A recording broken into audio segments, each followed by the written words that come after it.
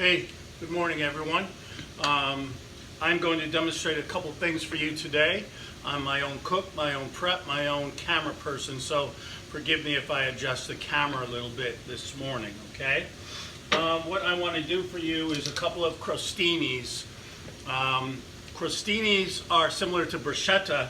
Bruschetta would be larger pieces of bread, and a crostini would be smaller pieces of bread. So I bought a nice loaf of Italian. You can see how small it is, right? Crostini. You can bake them or grill them. We baked these this morning. So I'm going to do a couple of crostinis for you. I've already roasted some cherry tomatoes, and they really make a nice topping because they're small. They don't take long to cook. Again, these are oven roasted, all with just olive oil, salt, and pepper. So very simple. I'm going to chiffonade some basil for you. And I also reduced my own balsamic vin to make my own balsamic glaze, which is something that you guys can do at home. It's really not that difficult. You just take balsamic vinegar and you put it in a saucepan and you let it reduce till it's a syrup. Now, just like cooking anything that's sweet, you're going to have to make sure you pull it off before it gets too thick.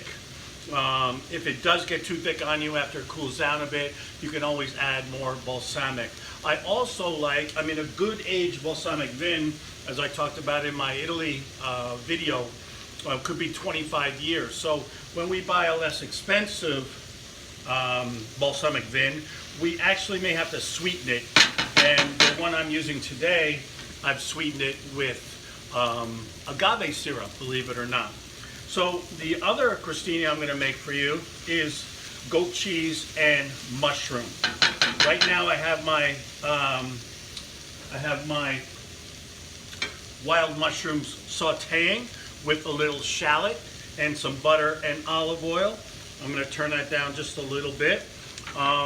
Let me just show you the three kinds of mushrooms I'm using, okay? So I've got an oyster mushroom, and these are just packages I bought in Hannaford.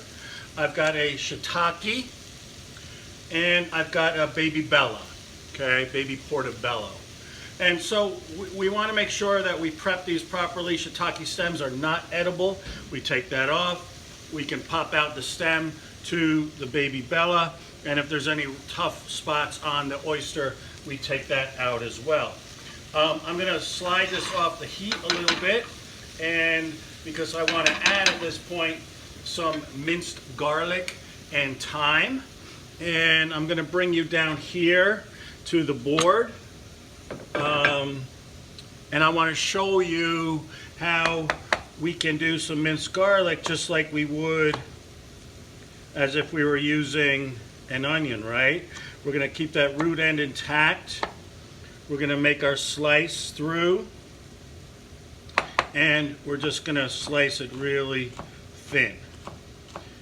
And we don't have to stand there and do this, right, where we go over and over and over. You could do it that way if you wanted to, but this makes it a lot easier for us to use the garlic. Now, any of these things, for instance, this calls for shallot and some garlic. You guys can add as much as you want. If you love garlic, then I suggest you add some more garlic. If you like more shallot or onion, then add more. If you don't like it at all, then leave it out and just get the wild mushroom flavor. We're also going to add some fresh thyme. Thyme sprig, easiest way, just reverse pull on the stem to get that beautiful fresh thyme off of there. The thyme stems are edible, but they don't look good, so we really want to avoid getting much in here. Now, the key to this also, and again, this is up to you guys if you want to do it, but would be to cook with some white wine, and we're going to add a little of that as well. Okay, so we're going to deglaze with a little white wine, and we're going to let all that mixture cook down. In the meantime, I'm going to build one of the or a couple of the tomato crostini for you. What I always do, make sure I want to do, is have a serving plate, but I don't really want to make my final product on the serving plate, okay?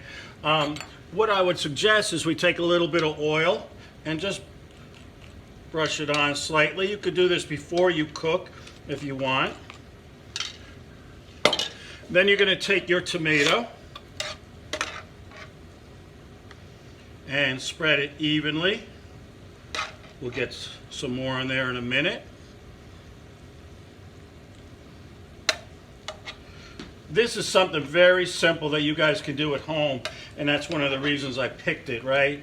Bread, tomato, simple rustic Italian food, yet delicious, right? And that's what we know about Italian food, okay? If you had whole tomatoes, you could use those instead, okay? This smells delicious also, by the way. Now, we're going to add, actually, let's do this first. Here is our balsamic glaze.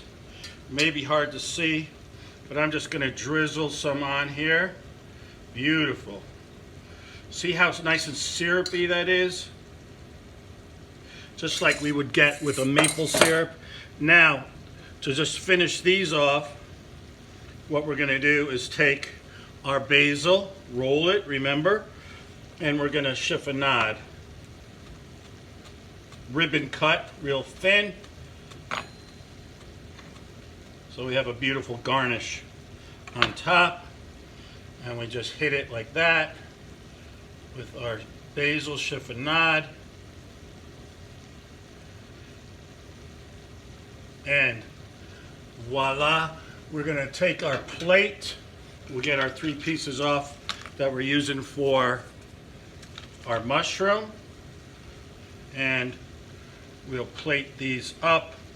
Simple, rustic Italian food, okay? We're going to put that down over here while we finish up these mushrooms. Now, the first step we want to do with the mushrooms is to spread some goat cheese on them. I've got a herb goat cheese I'm actually using. You can really use any type you want. Just normal if you want. You want the flavors to balance, so you don't want to go crazy with the goat cheese, okay? You want them to balance out. So we get our goat cheese on there. We actually have our prepared parsley here that we're going to use, and we're almost down there. We got nice and soft. Now, normally I would let these cool, but for purposes of the demo, I'm going to taste them first. Always important to taste what you're making. I'm going to adjust just a little salt, but we got to remember that I have a little pepper, that I have some saltiness in the goat cheese, so I don't want to overwhelm the people that are eating this with too much salt, right? Look at how beautiful those mushrooms look. Got the thyme, we got the white wine taste.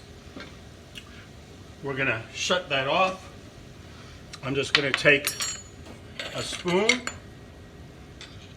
I'm gonna top each one of my crostini with a little wild mushroom mixture,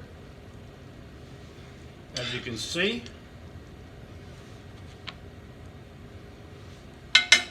As I say, normally we would let that cool. I'm going to hit it with a little parsley. So this is one of the reasons why, right? We don't want to do our magic on our serving plate. And I'm going to plate that up. And voila, some beautiful crostini. The recipes are on Blackboard for this. All right, I'll see you in a bit for another demo.